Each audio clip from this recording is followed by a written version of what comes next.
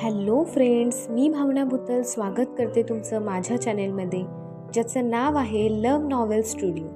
चला तर मग स्टोरीला सुरुवात करूया. पण त्याआधी चॅनेलला सबस्क्राईब केलं नसेल तर सबस्क्राईब करा आणि बेल आयकनवर क्लिक करा. हमनवा भाग 5. आपण रूममध्ये कधी आलो? आविरा त्याच्या बाजूला बसतच त्याला प्रश्न करू लागली. रात्रीच, युगने तिच्या मांडीवर डोकं टेकतच उत्तर दिलं. माझे कपडे कोणी बदलले मग? आविराने पुन्हा प्रश्न विचारला. वेटरला बोलवलं चेंज करायला. युग उत्तरला. काय? आविरा मोठ्यानेच ओरडली. मीच बदलणार ना ग स्वीटहार्ट, अजून कोण बदलणार? आणि मला खरंच सांग, तू माझ्यावर नाराज का होतीस? युगने असा प्रश्न केल्यावर आविरा थोडी गंभीर झाली. आता पुढे काय झालंय? माझ्याकडून काही चूक झाली का? युगने आविराचे केस तिच्या कानामागे सरकवतच तिला विचारलं. तुम्ही इतर मुलींसोबत बोलायला लागल्यावर मला विसरता. युगपासून नजर सोडतच ती म्हणाली. असं कितीशा मुलींसोबत बोलताना मला तू पाहिलंस? युग बेडवर नीट होऊन बसला. काल ती होती ना, तिचं नाव? आविरा आठवू लागली. अरवाईना, युग म्हणाला. आविराने हो म्हणून मान डोलवली आणि पुढे बोलायला सुरुवात केली. ती आणि तुम्ही बोलतच होते, मला बोर व्हायला लागलं. तुम्ही तर हे पण विसरले की मी तुमच्या बाजूला बसलीये. मला खूप राग येत होता. मला माहितीये मी थोडं जास्तच पॉझिटिव्ह झाली, पण तुम्ही तुमच्या सुरू असलेल्या गप्पांमध्ये एकदा पण माझ्याकडे बघितलं नाही. म्हणून रागवली तू? युगने विचारलं. आविराने हो म्हणून मान डोलवली. सॉरी. युगने लगेचच स्वतःचे कान धरले. आविराने त्याचे हात खाली केले, पण ती अजूनही तोंड पाडून बसून होती. ती नक्की कोण होती? आविराने विचारलं. तुझी कालच तर तिच्यासोबत ओळख करून दिली ना ग स्वीटहार्ट. तू सगळंच विसरते आणि तू अजूनही तोच विषय का घेऊन बसलीस ग स्वीटहार्ट? आज आपला इथला शेवटचा दिवस आहे. लवकर रेडी हो, आपल्याला फिरायला जायचे. रात्री कॅन्डल लाईट डिनर सुद्धा अरेंज केलाय मी. आणि हो, डॅडीला कॉल कर. काल रात्री फोन केलेला त्यांनी, तुझ्याबद्दलच विचारत होते. युगचं अर्ध बोलणं तर आविराने बाथरूम मधूनच ऐकलं. मोबाईल तर देऊन जावा.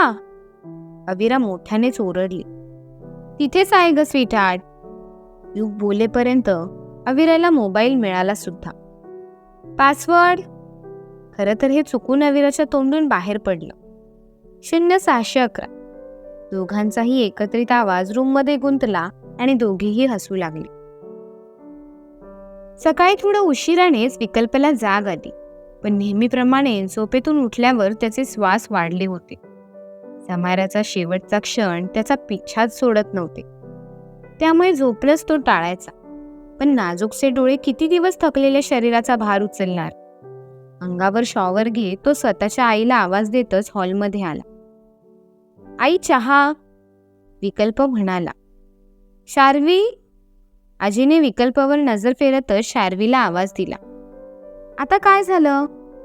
वैतागतच ती किचन बाहेर आली. चेहऱ्यावर पीठ लागलं होतं, सोबत केसांवर सुद्धा पीठ होतं. तिचा अवतार बघून विकल्पला तर हसूच आलं. रागीट लूक तिने विकल्पला दिला, जेणेकरून त्याचे अरुंद ओठ बंद होतील. पण कसलं काय? विकल्प तिला घाबरणाऱ्यातला नव्हता.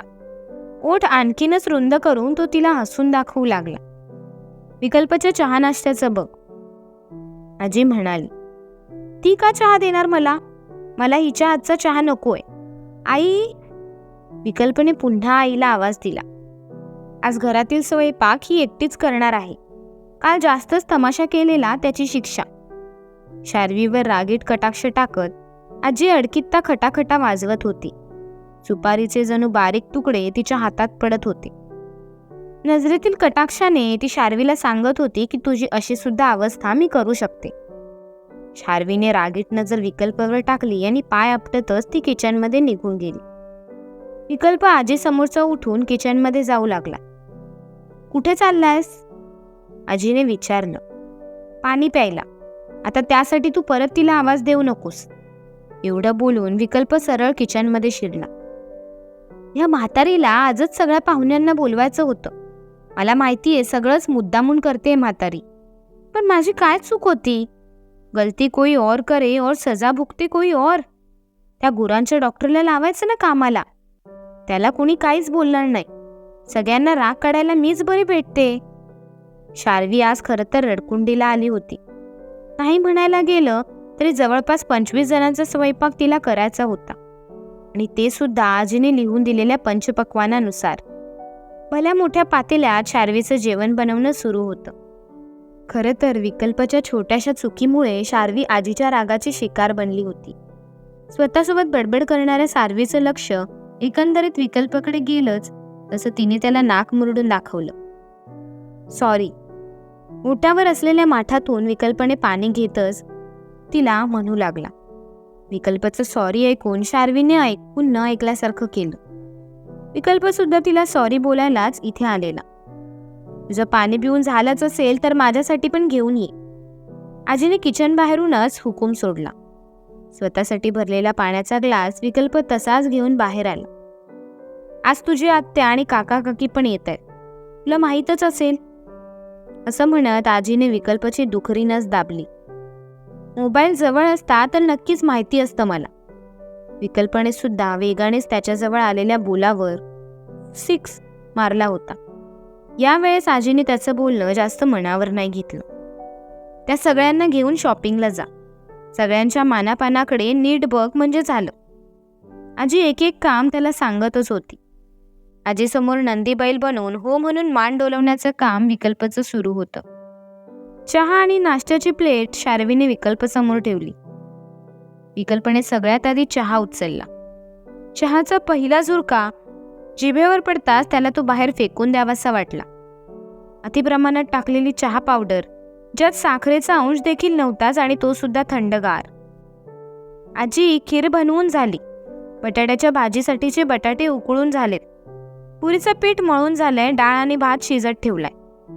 विकल्पाच्या चेहऱ्यावरील भाव बघतच ती आजीसमोर तिने केलेल्या कामाची यादी गाऊन दाखवत होती. कप तसाच हातात पकडत विकल्पने रागातच तिच्याकडे पाहिलं. खरं तर आजीकडे शार्वीची तक्रार करावी असा विचार त्याच्या मनात आलेला, पण त्याने स्वतः विचारावर आवर घातला.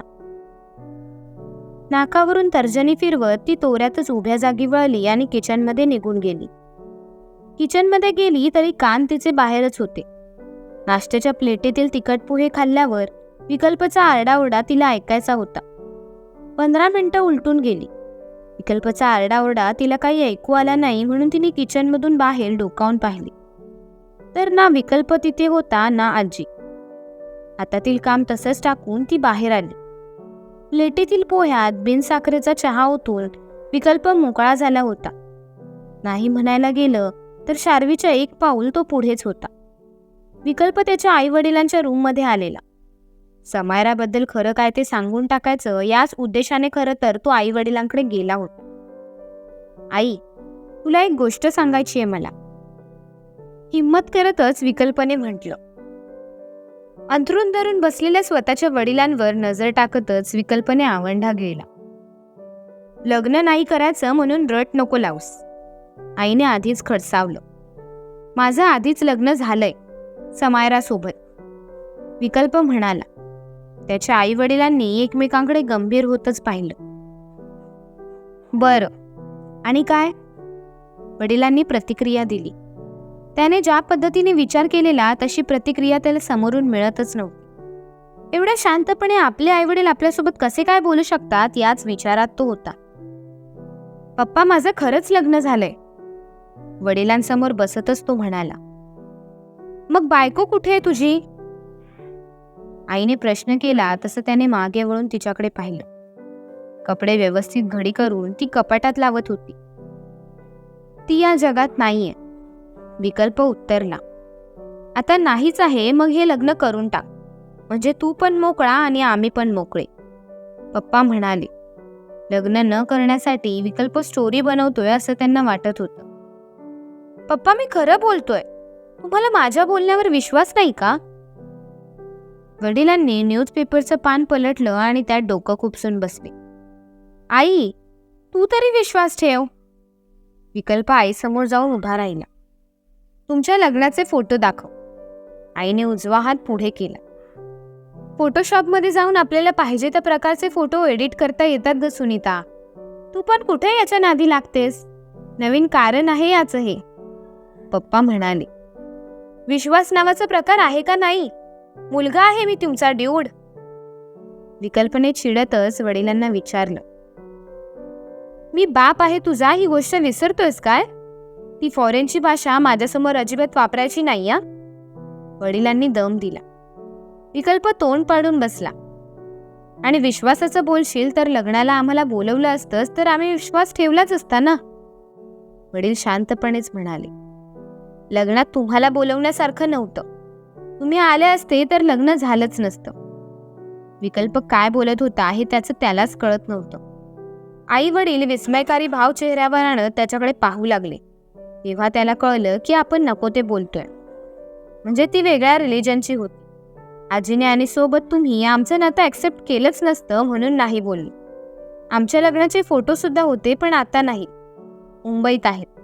माझ्या मोबाईलमध्ये पहिले तिचेच फोटो होते पण तो मोबाईल मी वापरणं बंद केला आणि नवीन घेतला. नवीन मोबाईलमध्ये तिची कोणतीच आठवण मी नाही ठेवली. पण माझं खरंच लग्न झालेलं. विकल्प खरं तर गंभीरपणेच बोलत होता पण त्याचं बोलणं पाहिजे तितक्या गंभीरतेने त्याचे आई वडील घेत नव्हते. बर, पण आता ती नाही मग शार्वीसोबत लग्न करून मोकळा हो. त्याच्या वडिलांनी त्यांचा निर्णय त्याला सांगितला. तुमची गाडी अजूनही तिथेच येऊन थांबते. मी सिरियसली काहीतरी सांगतोय आणि तुमचं काय सुरू आहे? ते म्हणतात ना, गाढवा पुढे वाचली गीता आणि कालचा गोंधळ बरा होता. धन्य आहात तुम्ही दोघं. दोघांसमोर दोन्ही हात जोडतच विकल्प म्हणाला आणि रागातच स्वतःच्या रूममध्ये जायला निघाला. पण नंतर काहीतरी आठवलं जसं पुन्हा तो रूममध्ये आला. आता अजून काय राहिलंय? आईने विचारलं. आता काय राहिलं असेल विकल्पचं? कळेलच पुढील भागात. धन्यवाद.